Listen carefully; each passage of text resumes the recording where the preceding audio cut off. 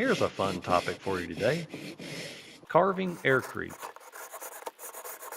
Air Crete's not only great for building a home out of, but it's actually incredible fun to cut shapes out of, to carve, to cast. It's amazing the things I've seen people do. Obviously, I'm not an incredible artist.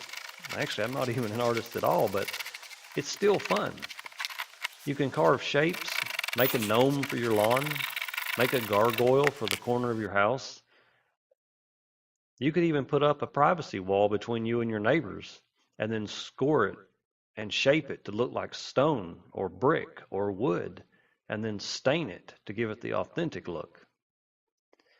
So there are many uses for AirCrete, and this is just one fun example.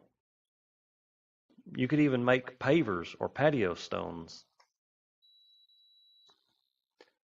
This ability to carve and shape AirCrete is actually an advantage when building your house because it makes the blocks easy to reshape and carve to fit any given situation.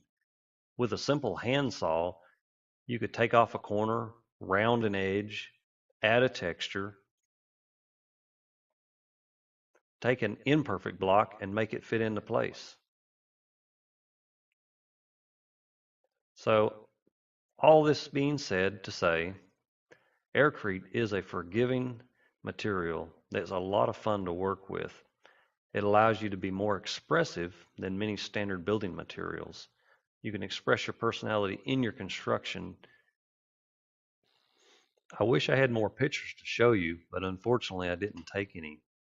I've seen people create rather large flower pots out of AirCrete.